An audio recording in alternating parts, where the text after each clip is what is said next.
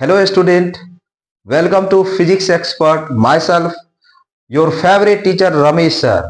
आज हम जो लेके आए हैं आपके लिए इलेक्ट्रिसिटी का वन शॉट। इलेक्ट्रिसिटी का वन शॉट में हम लोग क्या पढ़ेंगे, जो सीबीएसई बोर्ड में जितना भी क्वेश्चन पूछा गया है उसमें जो इंपॉर्टेंट क्वेश्चन है वो पढ़ेंगे हम लोग। और उसके बाद हम लोग क्या पढ़ेंगे, जो भी थ्योरेटिकल पोर्शन है वो सारा कवर करेंगे। वन शॉट का मीनिंग ये होता है आपको कंप्लीट इलेक्ट्रिसिटी का एक पैकेज आपको मिलेगा। और ये विश्वास रखिए कि ये जो हम पढ़ा रहे हैं इससे बाहर सीबीएसई बोर्ड का क्वेश्चन नहीं जाएगा। ये 100% आपको हम विश्वास दिलाते हैं, जो हम पढ़ाएंगे इस लेक्चर में इससे बाहर सीबीएसई बोर्ड नहीं जा सकता है। ठीक है, आप लोग इसको ये समझ लीजिए कि 2024 नहीं 25 के लिए, 2024 है 25 में जो आप लोग का एग्जाम होगा उसके लिए ये क्या है, लीकेज क्वेश्चन। मान लीजिए कि ये क्वेश्चन हूबहू आपके बोर्ड में आने वाला है। तो स्टार्ट करते हैं, क्योंकि इलेक्ट्रिसिटी में हम लोग पहले चार्ज पढ़ते हैं, करंट पढ़ते हैं, उसके बाद इलेक्ट्रिक पोटेंशियल पढ़ते हैं और पोटेंशियल डिफरेंस पढ़ते हैं। इससे क्या क्वेश्चन बनता है वो भी हम आपको बता देते हैं।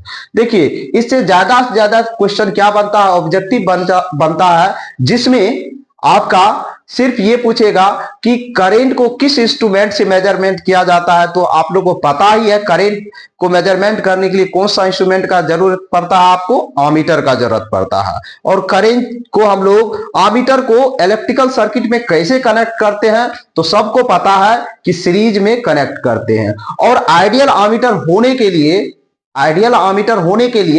अमीटर का रेजिस्टेंस कितना होना चाहिए, तो वेरी लो होना चाहिए। और आइडियल केस में हम लोग जीरो कंसीडर करते हैं। उसी तरह पोटेंशियल डिफरेंस, जिसको हम लोग पीडी समझते हैं, पोटेंशियल डिफरेंस में भी क्या पूछेगा आपको ऑब्जेक्टिव में। ठीक है, ऑब्जेक्टिव में क्या पूछ सकता है कि वोल्ट मीटर का यूज क्या है, वोल्ट मीटर से हम लोग क्या मेजर करते हैं। तो पोटेंशियल डिफरेंस बैटरी के दो एंड का, ये मानिए बैटरी का होता है, मान लीजिए ये बैटरी है तो एक टर्मिनल पॉजिटिव होगा जिसके आगे थोड़ा सा निकला रहता है टिप, ये पीछे वाला पोर्शन नेगेटिव। तो ये दोनों के टर्मिनल के बीच का जो डिफरेंस मेजर करेगा वही होगा वोल्ट मीटर। मतलब बैटरी का वोल्टेज को मेजर करने के लिए हम लोग जो इंस्ट्रूमेंट यूज करते हैं उसको हम लोग क्या कहते हैं, वोल्ट मीटर। और वोल्ट मीटर को हम लोग कैसे इलेक्ट्रिकल सर्किट में कनेक्ट करते हैं, तो आपको हम बताएंगे वोल्ट मीटर को हमेशा पैरेलली कनेक्ट किया जाता है। क्या, कैसे कनेक्ट किया जाता है, पैरेलली इलेक्ट्रिकल सर्किट में कनेक्ट किया जाता है। इससे ज्यादा आपको करंट और वोल्टेज से नहीं पूछा जाता। मेनली जो थ्योरेटिकल क्वेश्चन बनता है आपको पहला ओम्स लॉ पर ही बनता है, जो हम आपको यहां बताएंगे ओम्स लॉ। ये ओम्स लॉ से ही आपका स्टार्ट होता है थ्योरेटिकल पोर्शन, जो सीबीएसई बोर्ड में पूछा जाता है। ठीक है, तो हम लोग इसको पहले समझते हैं, वन बाय वन समझेंगे और एक्सप्लेन करेंगे। तो ओम्स लॉ क्या होता है, तो ओम्स लॉ हम लोग जानते हैं। देखिए, ओम्स लॉ के केस में हम लोग यहां एट कांस्टेंट टेम्परेचर क्यों लिखते हैं ये समझ लेते हैं।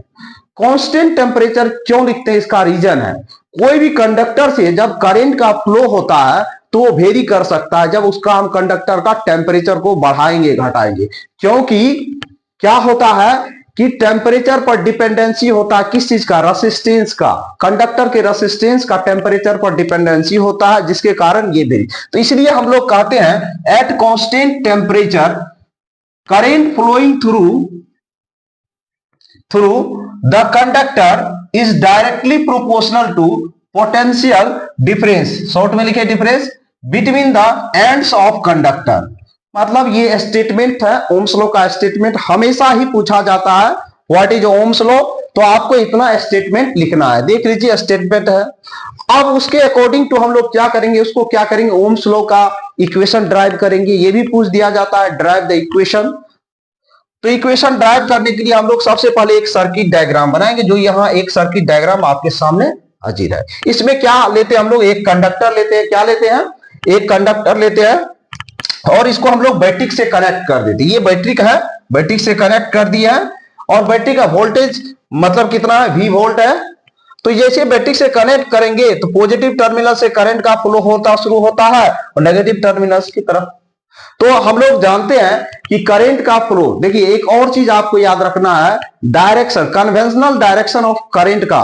तो कन्वेंशनल डायरेक्शन करंट का क्या होता है, opposite to the flow of electron. जिस डायरेक्शन में इलेक्ट्रॉन का फ्लो होगा उसके अपोजिट डायरेक्शन में क्या होगा, करंट का फ्लो। तो इस सर्किट में देख लीजिए यहां पॉजिटिव है, पॉजिटिव है तो इलेक्ट्रॉन किधर आ रहा है, इधर से इधर जा रहा होगा और करंट इसके अपोजिट डायरेक्शन में फ्लो होता है। तो यहाँ बैटरी के हायर पोटेंशियल से करंट लोअर पोटेंशियल की तरफ फ्लो हो रहा है। तो हम लोग इसमें समझते हैं कि जैसे ये बैटरी से भी सप्लाई वोल्टेज दिए तो ये वोल्टेज किसके अक्रॉस आ गया, कंडक्टर के दोनों टर्मिनल के बीच, ए और बी के बीच। तो यही टर्मिनल का जो पोटेंशियल डिफरेंस जनरेट होता है जिसके कारण इस कंडक्टर से क्या हो जाता है, करंट का फ्लो होना शुरू हो जाता है। तो करंट का फ्लो होता है तब करंट का ये कंप्लीट सर्किट, और उसके लिए करंट को फ्लो होने के लिए आपके पास क्या होना चाहिए, सर्किट को क्लोज करने के लिए क्या चाहिए आपको, स्विच, जिसको हम लोग की भी कहते हैं। तो इस तरीके से आपको डायग्राम बनाना है। उसके बाद लिखना है अकॉर्डिंग टू ओम्स लॉ, मतलब ओम्स लॉ के अकॉर्डिंग टू, ये स्टेटमेंट जो बोला है उसको लिख लेना है। देखिए बहुत सारा स्टूडेंट क्या करता है, भी डायरेक्टली प्रोपोर्शनल आई लिखता है, वो लिखना गलत है। स्टेटमेंट के according current flowing through a conductor is directly proportional to क्या हो जाता है, potential difference between end of conductor. तो ये पहले लिखेंगे और मैथमेटिकली इसको हम लोग ऐसे लिख सकते हैं, ठीक है। तो पहले आई डायरेक्टली प्रोपोर्शनल भी लिखेंगे, उसके बाद हम लोग लिखेंगे भी डायरेक्टली प्रोपोर्शनल क्या होता है, आई का जब ये प्रोपोर्शनलिटी सिंबल हटाते हैं तो हम लोग एक कांस्टेंट का यूज करते हैं जिसको आर कहते हैं, जिसको आर कहते हैं। तो ये आर क्या कहलाता है यहां समझते हैं। हम लोग फिर से लिख लिए V equal to I R, और where R is resistance of conductor, मतलब जो प्रोपोर्शनलिटी कांस्टेंट हटाए थे उसको हम लोग क्या कहते हैं, रेसिस्टेंस ऑफ कंडक्टर। मतलब इस प्रोपोर्शनलिटी कांस्टेंट को हम लोग क्या कह सकते हैं, रेसिस्टेंस। इस कंडक्टर का क्या कहेंगे, रेसिस्टेंस। क्या कहेंगे, रेसिस्टेंस। अब देखिए ओम्स लॉ जैसे आपको ये यहां तक आप यदि लिख दीजिएगा तो वो ओम्स लॉ कंप्लीट हुआ। मतलब आप यहां तक लिख देते हैं तो इसका मीनिंग हुआ कि ओम्स लॉ का स्टेटमेंट कंप्लीट हुआ। जब भी कहेगा right the statement of Ohm's law तो यहां तक आपको लिखना जरूरी है। अब यदि इसी में ऐड कर दे कि what is the characteristics of Ohm's law, क्या है कैरेक्टरिस्टिक, तो आई भी ग्राफ से हम लोग ड्रॉ करते हैं कैरेक्टरिस्टिक। कैरेक्टरिस्टिक का मतलब क्या हुआ कि हम लोग वोल्टेज बढ़ाएंगे घटाएंगे तो करंट में वेरिएशन क्या होगा, ठीक है। जैसे बैटरी का वोल्टेज को हम लोग घटाएंगे बढ़ाएंगे तो करंट में वेरिएशन क्या होता है, वही होता है क्या, इसका कैरेक्टरिस्टिक होता है। क्या होता है, कैरेक्टरिस्टिक। तो हम लोग ये ग्राफ जो ड्रॉ करते हैं आई और बी में वो स्ट्रेट लाइन होता है। क्या होता है, स्ट्रेट लाइन, ओरिजिन से पास करता है। तो हम लोग समझते हैं इस ग्राफ को, कैसे ये ग्राफ आया तो समझते हैं। उसको समझने के लिए हम लोग सबसे पहले ये जानते हैं कि यदि स्ट्रेट लाइन का कोई इक्वेशन दे, ये y इक्वल टू एक्स, और ये इसका लिखे इक्वेशन, ये इक्वेशन क्या हो जाता है, y equal to M X plus C. C नहीं है या इंटरसेप्ट नहीं है तो y equal to M X लिख सकते हैं हम लोग। क्या लिख सकते हैं, y equal to M X. Origin से यदि लाइन पास करे तो उसका इक्वेशन क्या होता है स्ट्रेट लाइन में, y equal to M X. m क्या होता है, स्लोप होता है। क्या होता है, स्लोप होता है। किसका, इस लाइन का स्लोप। स्लोप का मतलब क्या, एक्स एक्सिस के साथ कोई भी लाइन का इंक्लिनेशन क्या होता है, वही उसका क्या होता है, स्लोप। तो ये इंक्लिनेशन जो होता है उसका टेन थीटा क्या हो जाता है, उस एंगल का वो स्लोप हो जाता है। ये यदि हम थीटा मान लिए तो इसका स्लोप मतलब m इक्वल टू क्या हो जाएगा, टेन थीटा। टेन थीटा मतलब ये स्लोप हो जाएगा। m क्या है, स्लोप। तो m इक्वल टू क्या हो जाता है, टेन थीटा। थीटा कहां से आ जाता है, इस लाइन का इंक्लिनेशन से, तो वो क्या आ जाएगा, स्लोप का वैल्यू। तो हम जब कंपेयर करेंगे इस इक्वेशन से, क्योंकि हम लोग आई भी ग्राफ ड्रॉ किए हैं, तो आई इक्वल टू क्या होता है, आई इक्वल टू, मेरा सबसे पहले ये लिख लेते हैं, आई इक्वल टू क्या हो जाएगा मेरा, v बाय आर। ठीक है, तो आई किससे रिलेटेड है, आई आपको y से रिलेटेड है, y एक्सिस पर का आई है। x से रिलेटेड क्या है, v है। x से रिलेटेड क्या, x एक्सिस पर क्या है, v है। और आपका जो बचा है वो बचा क्या है, 1 बाय आर। 1 बाय आर क्या है, ये कंप्लीट 1 बाय आर क्या है, ये 1 बाय आर किसके बराबर है, इस स्लोप के बराबर है। 1 बाय आर क्या है, स्लोप का। तो यदि हम लोग आई वी ग्राफ ड्रॉ करते हैं, वो स्ट्रेट लाइन हो, तो उसका स्लोप इस लाइन का क्या होगा, 1 बाय आर के बराबर। कभी कभी ये ऑब्जेक्टिव में पूछ दिया जाता है, इस लाइन का स्लोप क्या होगा। यदि आई वी ग्राफ ड्रॉ करेंगे, स्लोप 1 बाय आर होगा। याद रखिए, आई और v का ग्राफ ड्रॉ करेंगे तो स्लोप 1 बाय आर होगा। यदि हम लोग v और i में ग्राफ ड्रॉ करें तो उसका स्लोप क्या होगा, r होता है।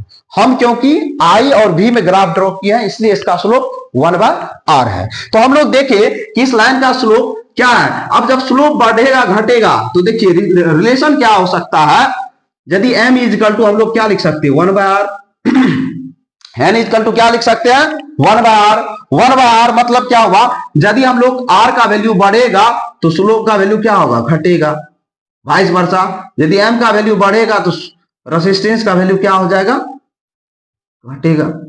तो रेसिप्रोकल होता है, मतलब जितना स्लोप बढ़ेगा उतना ही रेसिस्टेंस घटेगा, जितना स्लोप घटेगा उतना ही ज्यादा रेसिस्टेंस बढ़ेगा, क्योंकि रेसिप्रोकल रिलेशन है स्लोप और रेसिस्टेंस में। तो ये मेरा क्या है आईवी ग्राफ, इसी को हम लोग आईवी ग्राफ कहते हैं। और इसके बाद हम लोग जो पढ़ेंगे, इसके बाद जो हम लोग पढ़ने वाले हैं, तो हम लोग क्या पढ़े पहले, इससे पहले जो पढ़े हम लोग क्या कंप्लीट किए, ओम्स लॉ कंप्लीट किए। ओम्स लॉ जैसे कंप्लीट किए उसी पर बेस्ड आ जाता है आपका टॉपिक रेसिस्टेंस। रेसिस्टेंस क्या होता है, कंडक्टर का रेसिस्टेंस क्या होता है कि एक प्रॉपर्टी होता है कोई भी कंडक्टर या मटेरियल का, जो क्या करता है करेंट के फ्लो को क्या करता है अपोज करता है। मतलब कोई कैरेक्टरिस्टिक है या प्रॉपर्टी है उस सब्सटेंस का जो करेंट के फ्लो को क्या करे अपोज करे, तो उसी को हम लोग उस कंडक्टर या मटेरियल का क्या कहते हैं रेसिस्टेंस कहते हैं। तो रेसिस्टेंस इज इक्वल टू क्या होता है V bye potential difference by current होता है। और इसको हम लोग मेजर किस में करते हैं ओम्स में, क्योंकि रेसिस्टेंस का एसआई यूनिट क्या हो जाता है ओम हो जाता है। क्या हो जाता है ये एसआई यूनिट ओम है। बेसिकली ये किस चीज का यूनिट है तो रेसिस्टेंस का, और ये इस यूनिट को हम लोग क्या कह सकते हैं साइंटिफिक यूनिट भी कह सकते हैं, क्योंकि साइंटिस्ट अपने ही नाम पर ये यूनिट रखा है। अब मेन जो है टॉपिक आपका है, हम लोग ओम्स लॉ के बाद मेन टॉपिक क्या पूछने वाला है सीबीएसई बोर्ड में, क्योंकि हम आपको बताए हैं कि ये जो हम वन शॉट बना रहे हैं इससे बाहर नहीं जाएगा क्वेश्चन। तो आपको दूसरा टर्म्स क्या पढ़ना है, वो factor affecting the resistance of conductor. मतलब कौन कौन फैक्टर है जो रेसिस्टेंस को इफेक्ट करता है, कौन कौन फैक्टर है जो रेसिस्टेंस को इफेक्ट करता है। तो पहला क्या बोले हम, रेसिस्टेंस डायरेक्टली प्रोपोर्शनल होता है कोई भी कंडक्टर के लेंथ का। ये हम कंडक्टर बनाए हैं, ये कंडक्टर बनाए हैं जिसका लेंथ क्या है L है, क्रॉस सेक्शन एरिया क्या है E है। इसको A को क्या कहते हैं क्रॉस सेक्शन एरिया। ये जो होता है यही होता है क्रॉस सेक्शन एरिया। ये इसका कंडक्टर मान लीजिए जिसका ये लेंथ हुआ, ये क्रॉस सेक्शन एरिया हुआ। तो कहने का इसका मतलब ये चार फैक्टर जो है, ये चार फैक्टर आप लोग ना बढ़िया से मेमोराइज कर लीजिए, नहीं तो कॉन्सेप्चुअली समझ लीजिए, क्योंकि हम तो कभी भी आपको सजेशन नहीं देंगे कि बाय हार्ट कीजिए याद कीजिए, ये समझिए। तो हम लोग जानते हैं कंडक्टर का लेंथ जितना बड़ा होगा उतना ही ज्यादा उस कंडक्टर का क्या होगा रेसिस्टेंस होगा, क्योंकि resistance of conductor directly proportional क्या है लेंथ का। मान लीजिए लेंथ को दुगुना कर देते हैं, मान लीजिए इस लेंथ को दुगुना कर देंगे, बढ़ा देंगे 2L कर देंगे, तो रेसिस्टेंस भी क्या हो जाएगा 2R हो जाएगा। जैसे लेंथ को डबल करेंगे रेसिस्टेंस भी क्या हो जाएगा डबल हो जाएगा, ट्रिपल करेंगे ट्रिपल हो जाएगा, 4 गुना करेंगे 4 गुना हो जाएगा। दूसरा क्या है, ये ज्यादा ही इंपॉर्टेंट है, दूसरा जो है बहुत ही ज्यादा इंपॉर्टेंट है, और विद्यार्थी सबसे ज्यादा इसी सेकेंड स्टेप में डरता है। सेकेंड स्टेप से इसलिए डरता है क्योंकि इसमें एरिया आ जाता है, एरिया आ जाता है तो कंफ्यूजन हो जाता है बच्चा को। ये क्या है cross section area. Resistance inversely proportional क्या होता है क्रॉस सेक्शन एरिया का। ये जो क्रॉस सेक्शन एरिया है उसका इनवर्सली प्रोपोर्शनल। और यदि हम लोग बात करिए क्रॉस सेक्शन एरिया क्या होगा पाई आर स्क्वायर के बराबर होगा। क्यों होगा, क्योंकि यदि फ्रंट से आप देखिएगा तो ये क्या दिखाई देगा आपको सर्कल दिखाई देगा। यदि सर्कल दिखाई देगा तो सर्कल का एरिया क्या होता है पाई आर स्क्वायर। तो हम लोग कह सकते हैं, इसी से कह सकते हैं कि रेसिस्टेंस ये भी कह सकते हैं इनवर्सली प्रोपोर्शनल होता है आर स्क्वायर का। मतलब कोई भी कंडक्टर के रेडियस का स्क्वायर का इनवर्सली प्रोपोर्शनल। दूसरा इसी से हम लोग कह सकते हैं रेसिस्टेंस इनवर्सली प्रोपोर्शनल होगा उसके डायमीटर के स्क्वायर का। मतलब क्या हुआ इसका, तो जब हम लोग रेसिस्टेंस के कंडक्टर का रेडियस को ट्वाइस करेंगे, 2 गुना करेंगे, ठीक है, तो 2 गुना करेंगे तो उसका रेसिस्टेंस कितना टाइम घट जाएगा 1/4 टाइम्स, 1/4 टाइम्स, क्योंकि इनवर्सली रिलेशन है। इनवर्सली रिलेशन का मतलब है यदि इस फैक्टर को हम बढ़ाएंगे, मतलब रेडियस को बढ़ाएंगे, तो रेसिस्टेंस क्या होगा, घटेगा। तो जब हम बात करते हैं कि रेडियस मतलब कंडक्टर के रेडियस को हम लोग ट्वाइस कर देते हैं या डायमीटर को ट्वाइस कर देते हैं, तो उस केस में मेरा रेडियस की रेसिस्टेंस क्या हो जाएगा, 1/4 टाइम से क्या हो जाएगा, घट जाएगा। याद रखिए। अब जैसे मान लीजिए इनिशियली कोई कंडक्टर का रेसिस्टेंस क्या है, 16 ओम है, ठीक है, 16 ओम है। अब हम लोग उस कंडक्टर के डायमीटर को क्या कर दिए, ट्वाइस कर दिए, डायमीटर को 2d कर दिए, ट्वाइस कर दिए। अब न्यू रेसिस्टेंस क्या हो जाएगा कंडक्टर का, तो क्या हो जाएगा, r डैश 1/4 टाइम्स ऑफ 16, मतलब 4 हो जाएगा। कितना हो जाएगा, 4 हो जाएगा। तो आपको हमेशा याद रखना है कि रेसिस्टेंस के कंडक्टर के रेडियस को यदि हम ट्वाइस या डायमीटर के रेडियस को ट्वाइस करते हैं, तो रेसिस्टेंस कितना से रिड्यूस हो जाता है, 1/4 टाइम्स। और वहीं यदि हम लोग बात करें कि रेसिस्टेंस के रेडियस को और क्या करें, कम कर दे, मतलब हाफ कर दे, तो रेसिस्टेंस कितना टाइम से बढ़ जाएगा, 4 टाइम से बढ़ जाएगा। क्योंकि हम लोग रेसिस्टेंस के रेडियस को आप क्या कर रहे हैं, डिक्रीज कर रहे हैं, क्रॉस सेक्शन एरिया डिक्रीज करेगा तो रेसिस्टेंस क्या हो जाएगा, बढ़ जाएगा। तो 1/2 कर दे इस रेडियस को, यदि हम हाफ कर दे इसको, r को r/2 कर दे, तो रेसिस्टेंस कितना हो जाएगा, r कितना हो जाएगा, 4r, मतलब 4 टाइम्स हो जाएगा।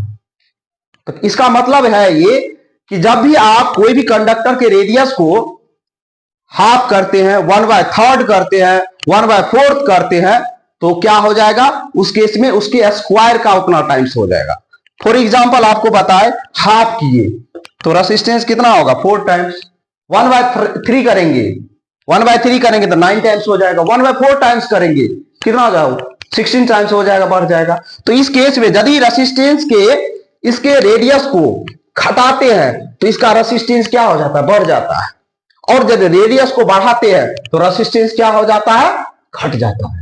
याद रखिए हमेशा कि रेडियस को जब भी बढ़ाएंगे, क्योंकि इसी पर बेस्ड क्वेश्चन आता है आपका सीबीएसई बोर्ड में, इसलिए इस पर हम ज्यादा फोकस आपको कर रहे हैं कि जब भी क्वेश्चन पूछेगा बोर्ड में, क्योंकि इसी से रिलेटेड पूछेगा, इसलिए इस पर हम ज्यादा फोकस कर रहे हैं, आपको समझाने का प्रयास कर रहे हैं। तो इस केस में याद रखिए, आप सिंपली दिमाग में, माइंड में सेट कर लीजिए कि रेसिस्टेंस को यदि हम लोग जो फैक्टर जो इफेक्ट करता है, पहला तो लेंथ कंडक्टर का हो गया, तो ये डायरेक्टली प्रोपोर्शनल है, बढ़ाएंगे तो बढ़ेगा, घटाएंगे तो घटेगा। बट दूसरा क्या है, इनवर्सली प्रोपोर्शनल है क्रॉस सेक्शन एरिया का। और क्रॉस सेक्शन एरिया से नहीं पूछा जाता, हमेशा उसका रेडियस और डायमीटर दिया, रेडियस और डायमीटर। तो रेडियस को यदि हम लोग बढ़ाते हैं तो क्या हो जाता है, रेडियस को यदि हम लोग बढ़ाते हैं तो क्या हो जाता है, रेसिस्टेंस क्या हो जाता है, घट जाता है उसके स्क्वायर टाइम से। यदि ट्वाइस कर दे 1/4 टाइम से घट जाए, थ्राइस कर देंगे तो 1/9 टाइम्स। और यदि हम लोग रेडियस को रिड्यूस करते हैं, हाफ करते हैं, तो 4 टाइम से बढ़ जाता है। 1/3 करते हैं तो कितना टाइम से, 9 टाइम से बढ़ जाता है। 1/4 टाइम्स करते हैं डायमीटर को, तो रेडियस रेसिस्टेंस कितना हो जाता है, 16 टाइम्स हो जाता है। तो ये दूसरा फैक्टर। अब तीसरा क्या है, nature of material. Nature of material का मतलब ये हुआ कि ये कंडक्टर, मतलब रेसिस्टेंस ऑफ कंडक्टर डिपेंड करता है नेचर ऑफ मटेरियल।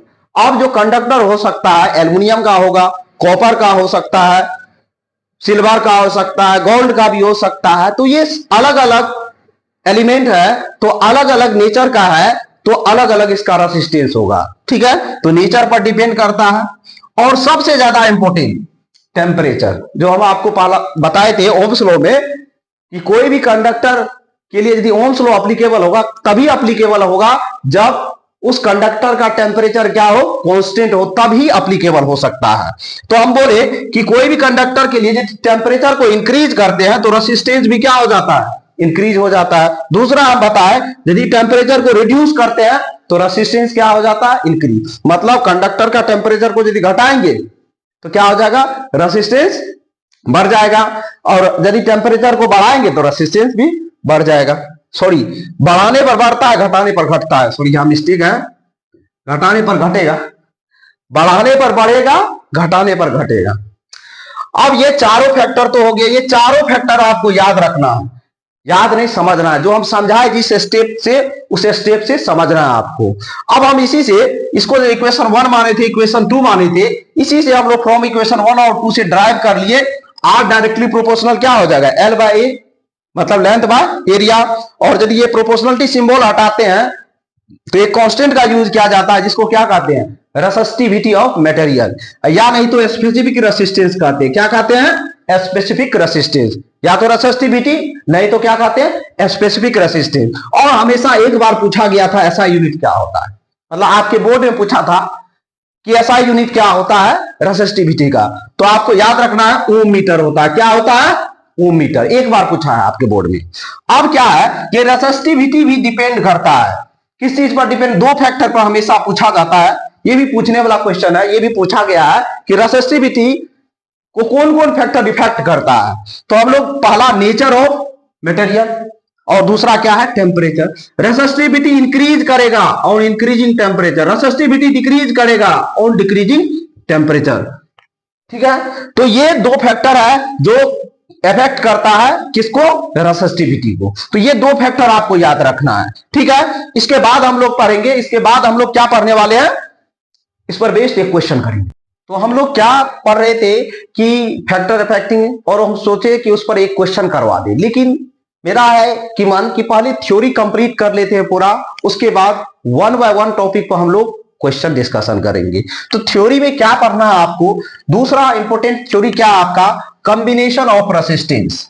देखिए पहला ओम्स लॉ हुआ, दूसरा क्या हुआ, factor affecting the resistance of conductor, और तीसरा आपका थ्योरेटिकल पोर्शन सबसे जो इंपॉर्टेंट है वो कॉम्बिनेशन ऑफ रेसिस्टेंस है, जिसमें हम लोग क्या करेंगे, रिजल्टेंट रेसिस्टेंस निकालेंगे 3 रेसिस्टर का। ठीक है, तो कॉम्बिनेशन ऑफ रेसिस्टेंस हम लोग जानते हैं दो टाइप का होता है, सीरीज कॉम्बिनेशन, पैरेलल। सीरीज का मतलब ये होता है यदि कोई भी रेसिस्टर को एंड टू एंड कनेक्ट कर दे तो वो क्या हो जाता है, सीरीज। यदि एक ही पॉइंट से 3 रेसिस्टर को कनेक्ट कर दे तो वो क्या हो जाता है, पैरेलल हो जाता है। ये पैरेलल हो जाता है, ये आप लोग जानते हैं। तो ये सीरीज कॉम्बिनेशन हुआ, ये पैरेलल कॉम्बिनेशन, दो टाइप का कॉम्बिनेशन होता है। तो हम लोग सबसे पढ़ेंगे रिजल्टेंट रेसिस्टेंस किसका, 3 रेसिस्टर जो कनेक्टेड है किसमें, 3 रेसिस्टर कनेक्टेड, नहीं छूट गया था, कनेक्टेड इन सीरीज। किसमें है, सीरीज में कनेक्टेड है। किसमें कनेक्टेड है, सीरीज में कनेक्टेड है 3 रेसिस्टर। तो उसका हम लोग क्या ड्राइव करेंगे, इक्विवेलेंट रेसिस्टेंस और टोटल रेसिस्टेंस। तो सबसे पहले क्या करना है आपको, 3 रेसिस्टर को एक सीरीज में कनेक्ट कर देना है। और पहला पॉइंट याद रखना है कि सीरीज में जो करंट होता है वो हमेशा सेम होता है, तीनों रेसिस्टर से सेम करंट का फ्लो होगा। बट ये जो वोल्टेज सप्लाई है, जो बैटरी से वोल्टेज मिल रहा है तीनों रेसिस्टर को, वो अलग अलग होगा। क्योंकि हम लोग इसलिए तो घर में कॉम्बिनेशन कैसा करते हैं, पैरेलल कॉम्बिनेशन करते हैं, क्योंकि सारा इक्विपमेंट को क्या मिलना चाहिए, सेम वोल्टेज मिलना चाहिए। तो इसलिए हम लोग पैरेलल कॉम्बिनेशन अपने घर में जो यूज करते हैं वो कैसा कॉम्बिनेशन होता है, पैरेलल कॉम्बिनेशन। तो ये वोल्टेज जो बैटरी से है ये तीनों में डिस्ट्रीब्यूट हो जाएगा।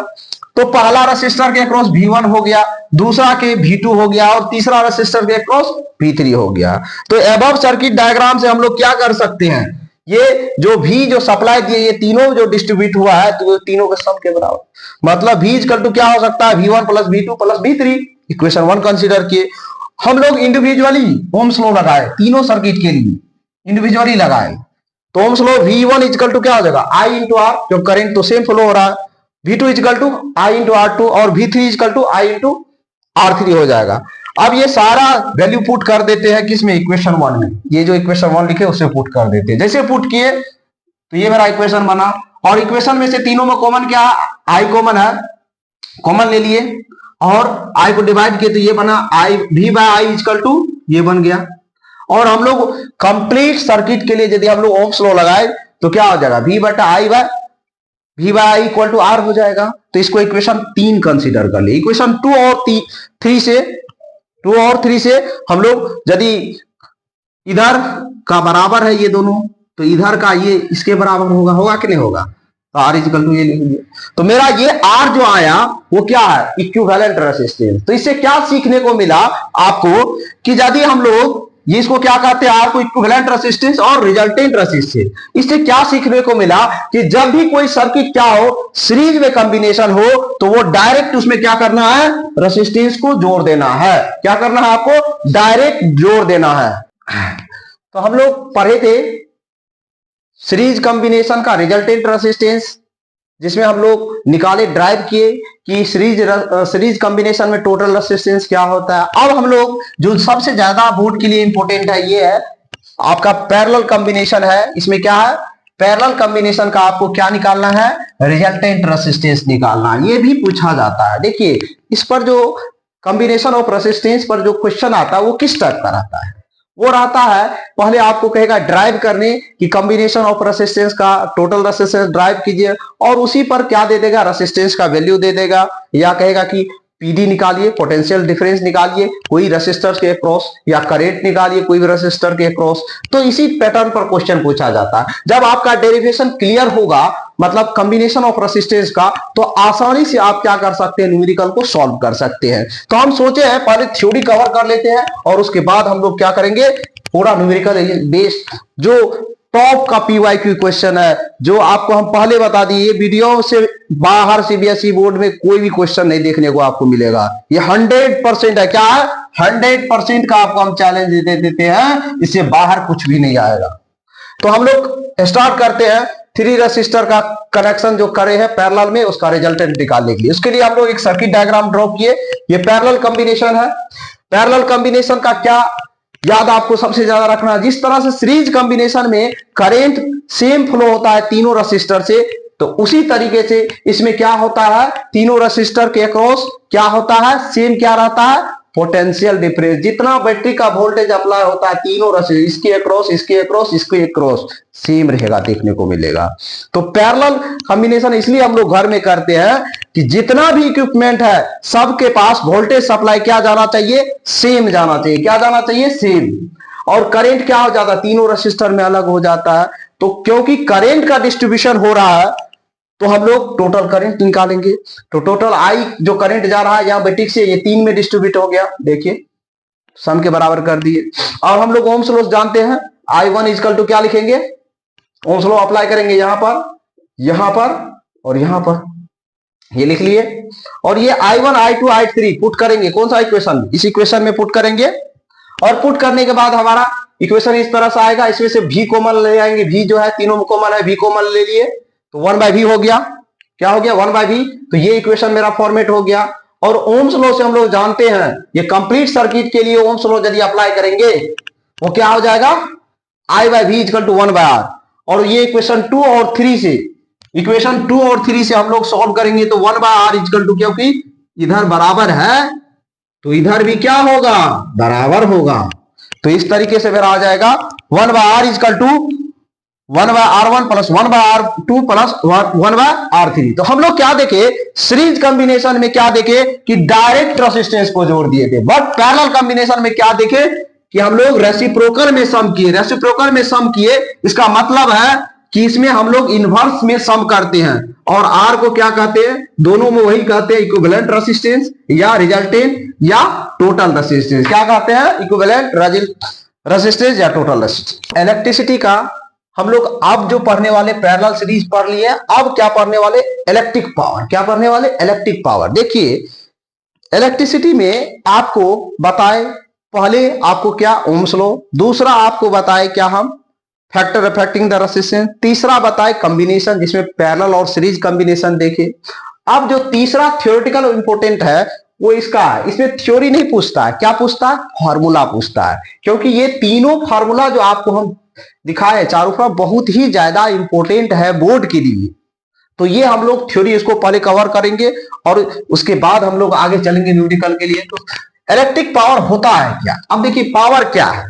जैसे कोई भी डिवाइस मार्केट में खरीदते हैं तो उस पर पावर रेटिंग लिखा रहता है कि जो ये है 1000 वाट का है और 220 वोल्टेज पर ये चलेगा। तो पावर रेटिंग क्या होता है कोई भी डिवाइस का, उस पर क्या लिखा रहता है, वो वोल्टेज लिखा रहता है।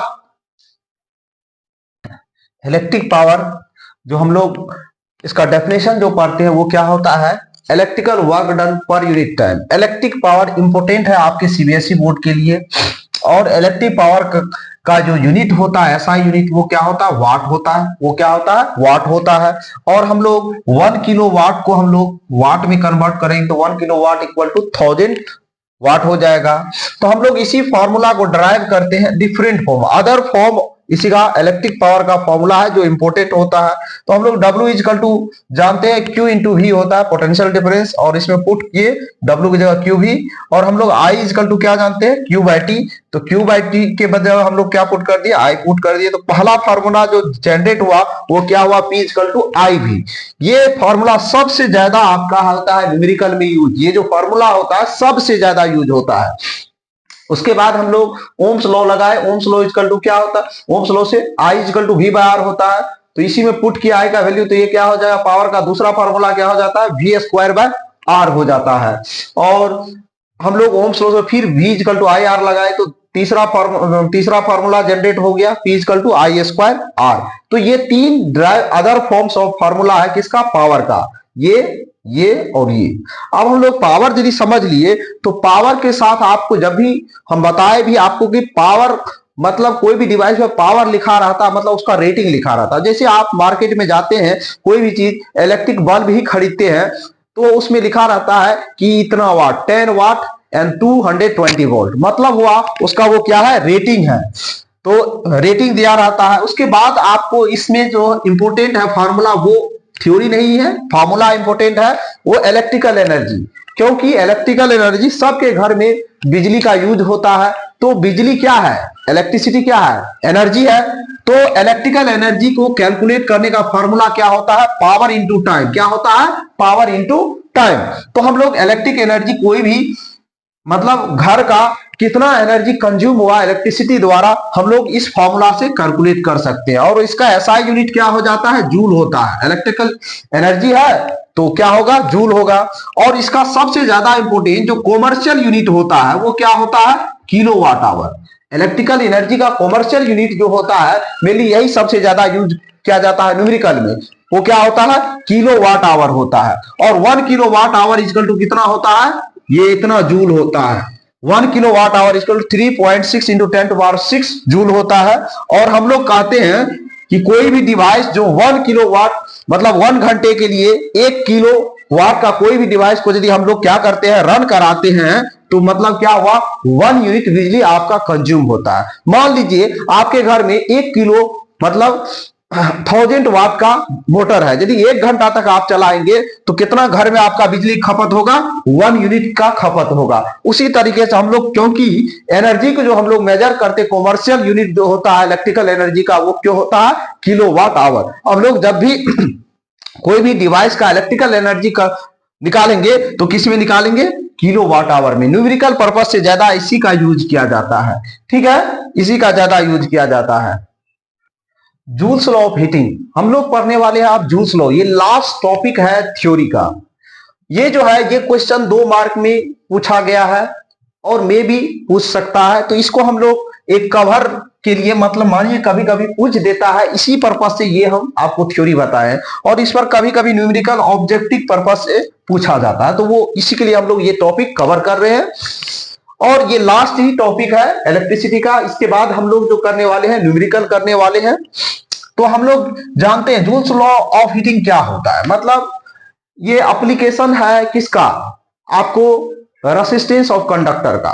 मतलब हीटिंग इफेक्ट, कोई भी हाईली रेसिस्टिव जो कंडक्टर होता है जिसका क्या होता है, रेसिस्टेंस हेवी होता है, वो क्या करता है, हीट प्रोड्यूस। फॉर एग्जांपल आपके पहले जो बल्ब यूज किया जाता था, वो पीला वाला बल्ब जो होता था उसके अंदर टंगस्टन का वायर जो लगा रहता था, फिलामेंट वाला बल्ब, तो उसमें हम लोग मतलब हीट प्रोड्यूस होता था, उसी कारण लाइट प्रोड्यूस होता था। उसके अंदर कौन सा गैस फिल रहता था, तो ये भी कभी कभी पूछा जाता है, वो नियोन या नाइट्रोजन गैस रहता है।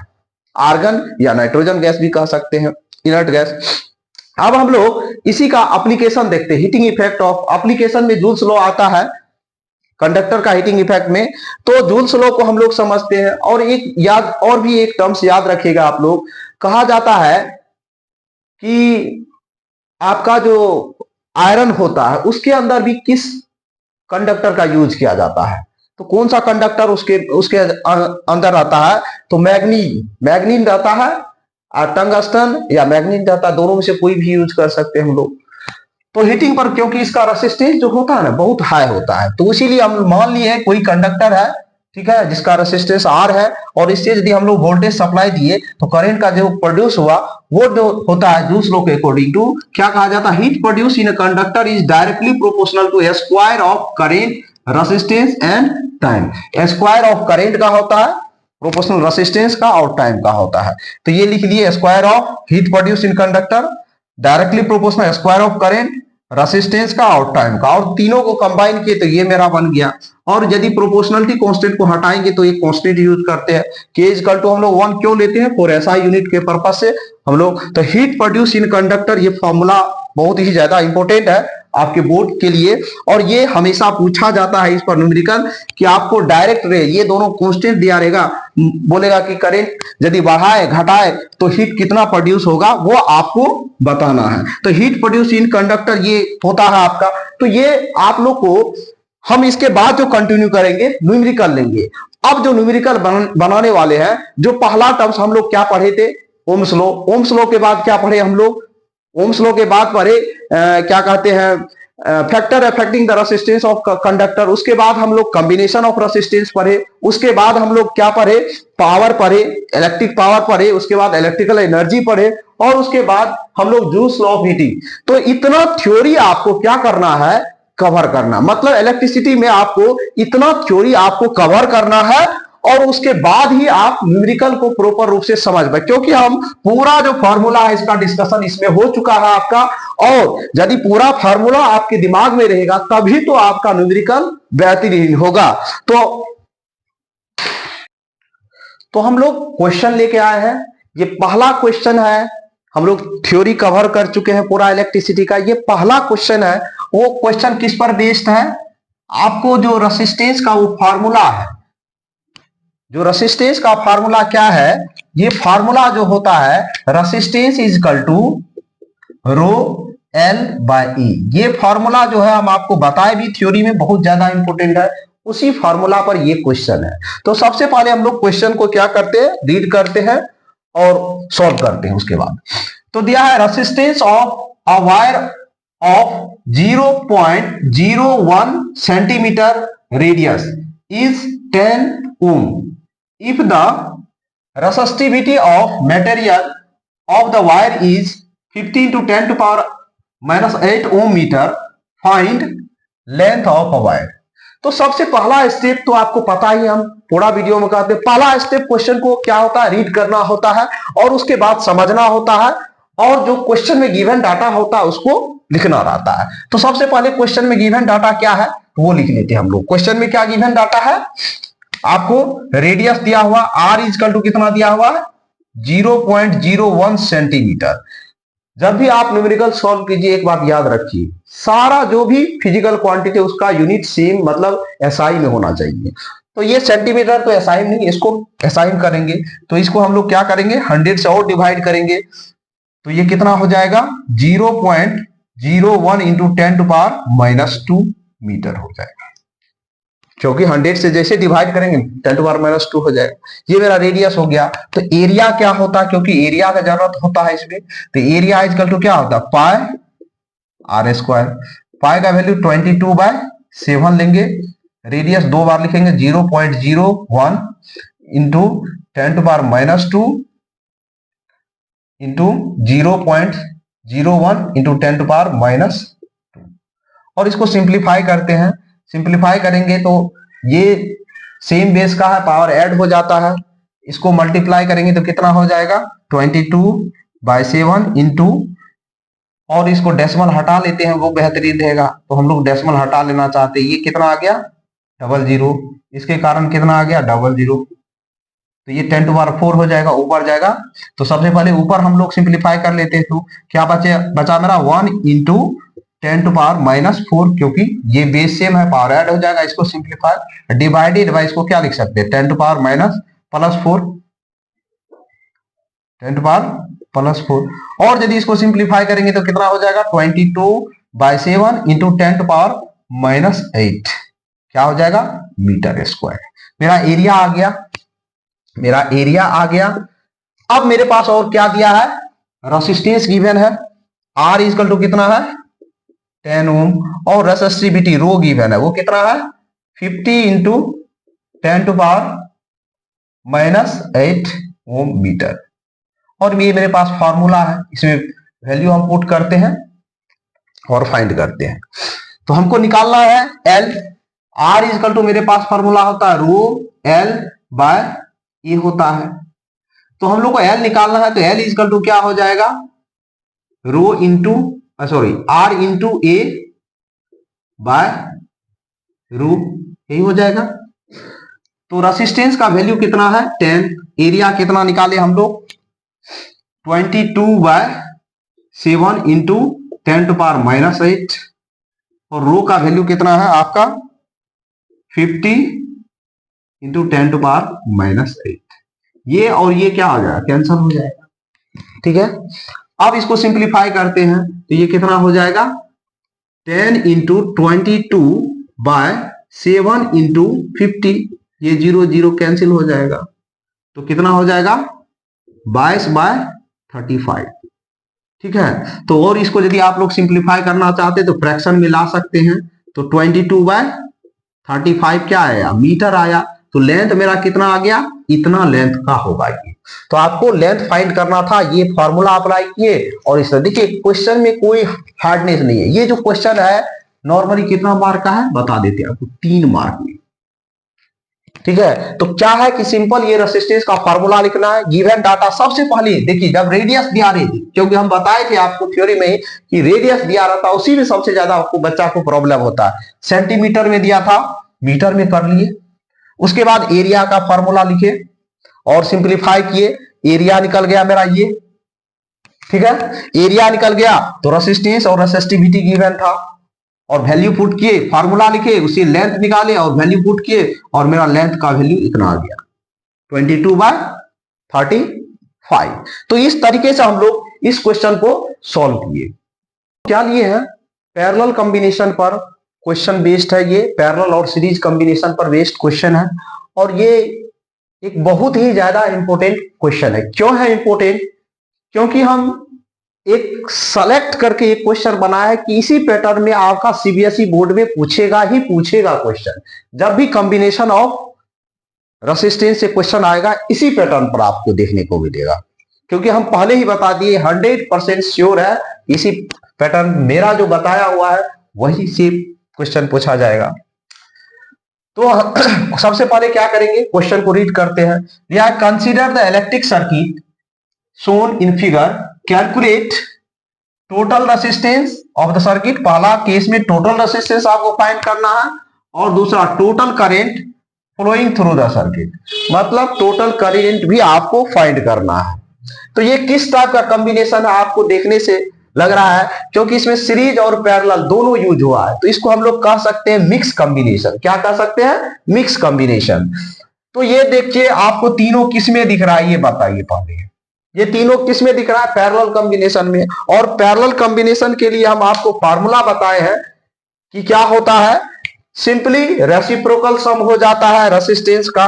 तो हम लोग फार्मूला क्या लिखेंगे, 1/R equal to 1/R1 plus 1/R2 plus 1/R3, क्योंकि इसमें 3 रेसिस्टर का यूज हुआ है, इसमें 3 रेसिस्टर का यूज हुआ है, ठीक है। तो 3 रेसिस्टर का यूज हुआ है। पहले इसका हम लोग निकालेंगे ओवरऑल रेसिस्टेंस, उसके बाद इसका ओवरऑल रेसिस्टेंस निकालेंगे इस डायग्राम का, और उसके बाद हम लोग तीनों दो जो निकाले उसको तीसरे जो ये रेसिस्टर है उसके साथ सीरीज में जोड़ के फिर से सर्किट डायग्राम बनाएंगे, और तब इसको हम लोग क्या फाइंड करेंगे, दूसरा क्वेश्चन टोटल करेंगे। तो इसका हम लोग इक्विवेलेंट रेसिस्टेंस पुट करते हैं इसमें, तो क्या हो जाएगा 1/6 प्लस 1/6 प्लस 1/6, तो कितना हो जाएगा ये 3/6, कितना हो जाएगा 3/6, और 3/6 होगा तो इसको हम लोग सिंप्लीफाई करते हैं।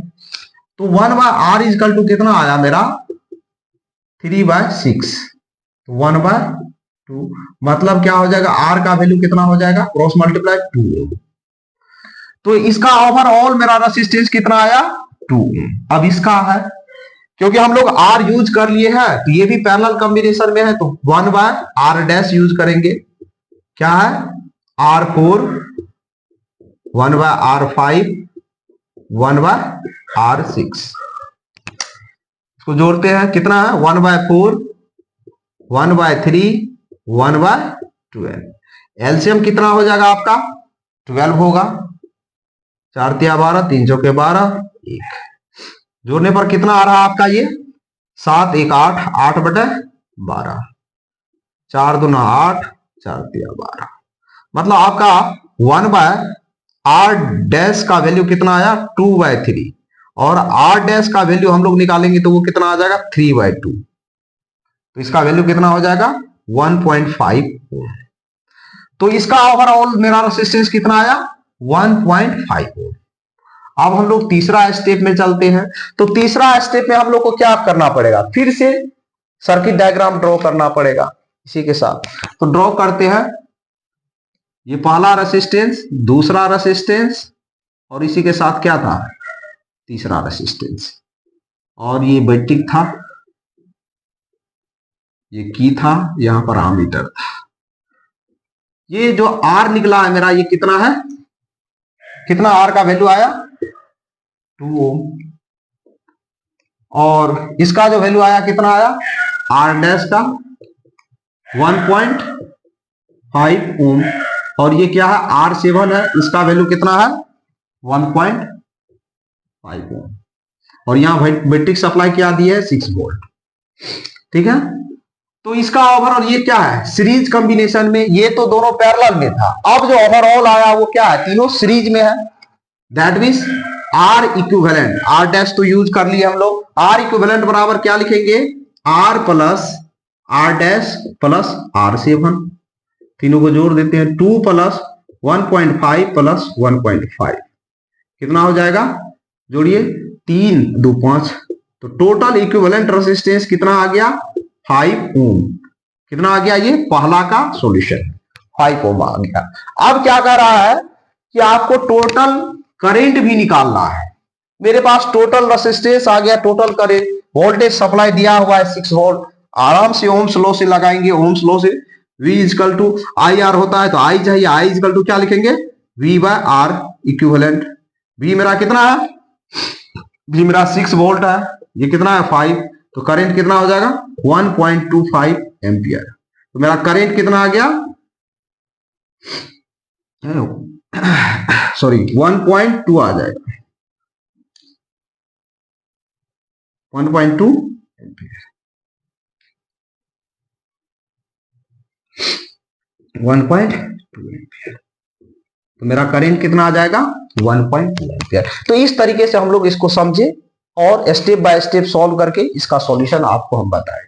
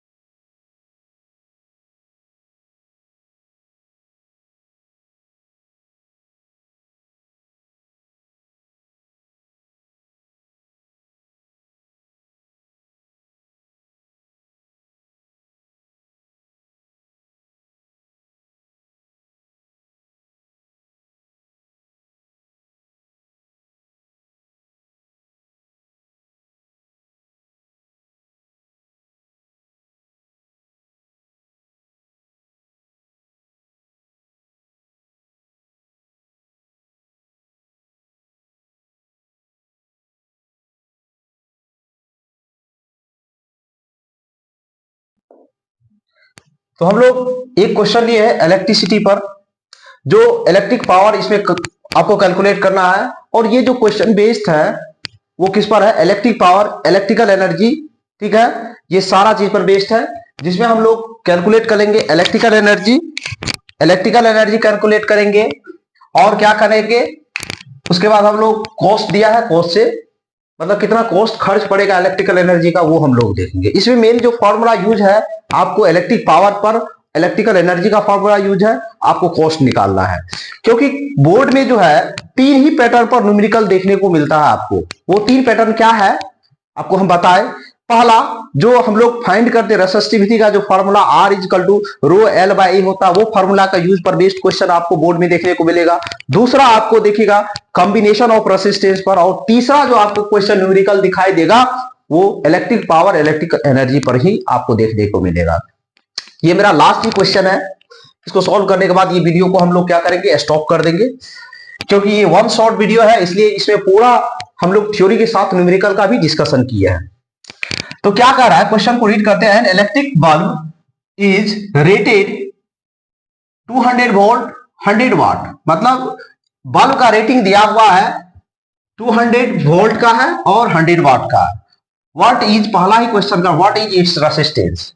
दूसरा कह रहा है calculate the energy consume by 3 such bulb if they are glow continuously for 10 hour for complete month of November. और तीसरा कह रहा है calculate the total cost if the rate is 6 rupees RS per unit है, 6 रुपया 50 पैसा per unit cost है आपको। तो पहला क्वेश्चन क्या है, पहला क्वेश्चन क्या है, आपको निकालना है रेसिस्टेंस निकालना। मेरे पास गिवन क्या है डाटा वो लिखेंगे।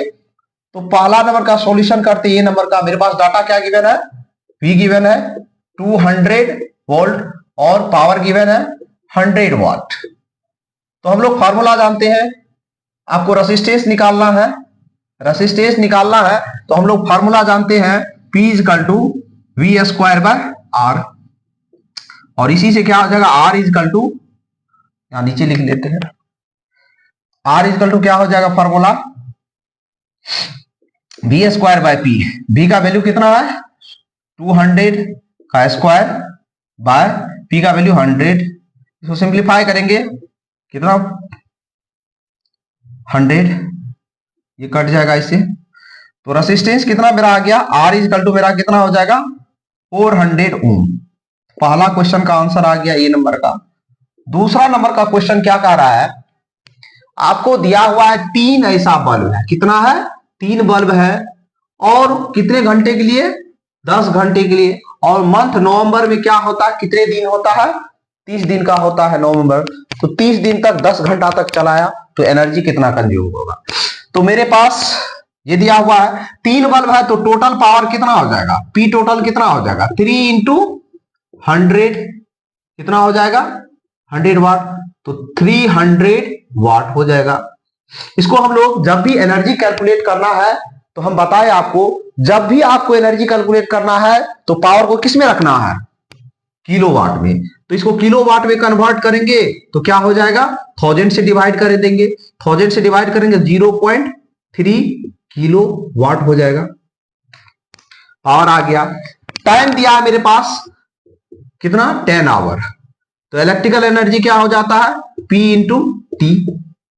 P कितना है 0.3, टाइम कितना है 10, तो कितना हो गया 3 किलो वाट आवर।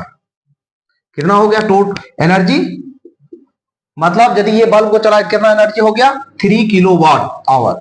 और कह रहा है नवंबर मंथ में कितना दिन होता है, तो टोटल एनर्जी क्या हो जाएगा 30 इंटू 3 90 किलो वाट आवर हो जाएगा। क्या हो जाएगा 90 किलो वाट आवर। तो आपका कितना एनर्जी कंज्यूम हुआ 90 किलो वाट आवर हो गया। तो टोटल एनर्जी कितना हो गया 90 किलो वाट आवर।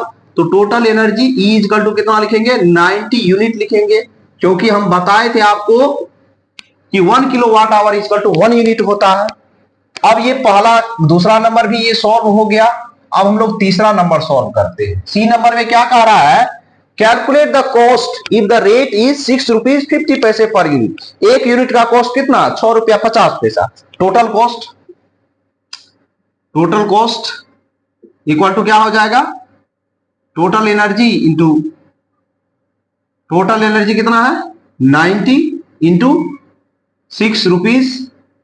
अब इसको सिंप्लीफाई करते हैं 0 0 9 5 45 ना 6 के 54 54 4 58 कितना डिजिट के बाद, 2 डिजिट के बाद डेसिमल, तो कितना हो गया 585 रुपीज।